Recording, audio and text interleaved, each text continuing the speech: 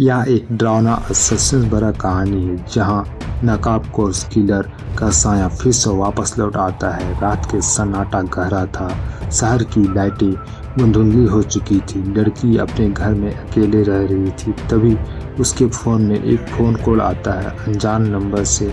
जैसे ही वह phone call उठाती है, दूसरी तरफ से भारी और अजीब सी आवाज़ आती है, जो आवाज़ डरावनी थी, लेकिन उसमें एक अजीब सी कशिश थी। वह शख्स बस इतना सा सवाल पूछता है, तुम्हारा पसंदीदा डरावना फिल्म कौन सा है?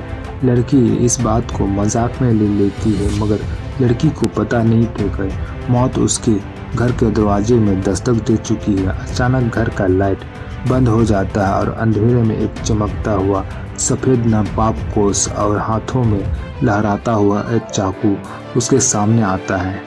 शहर में हड़कंप मच गया और वह पुराना नकाबपोश कातिल, जो वर्षों पहले दहशत फैला चुका था, इस बार फिर से उन लोगों को निशाना लगाता है जो लोग पहले हमले में बच चुके थे। वे लोग अपनी पुरानी यादों को भूलकर एक नई जिंदगी जी रहे थे, लेकिन कातिल ने उन लोगों को ढूंढ निकाला। एक एक करके फोड़कर उन लोगों पर आने लगा। दोस्तों का समूह कम होने लगा। सस्पेंस तब गहराया जब एक दूसरे पर शक होने लगा, क्योंकि कातिल उन्हीं के बीच में से कोई होगा या फिर अतीत से कोई वापस आया है। हर गली, हर कोना अब असुरक्षित हो गया था।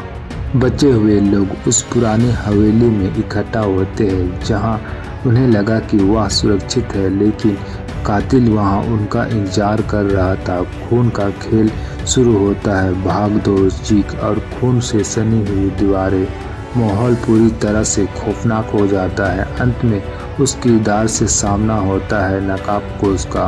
कड़ी मेहनत के बाद उस कातिल को दबोचा जाता है, उससे नकाब हटाया जाता है, तो सबके सामने सच्चाई देखकर जमीन तले पैर घिसक जाती है, क्योंकि वह कोई अजनबी नहीं था, बल्कि उनमें से कोई था जिसका मकसद था पुराना बदला और पुराना शोहरत पाने का।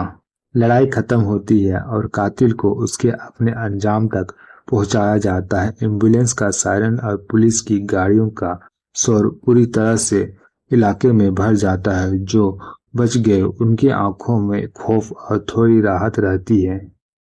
सूरज की पहली किरण के साथ उन्हें लगता है कि सब कुछ ठीक हो गया है, लेकिन तभी दूर कहीं से उन्हें फोन कॉल आता है। क्या यह वाकई अंत था या फिर एक नए खेल की शुरुआत हो रही थी?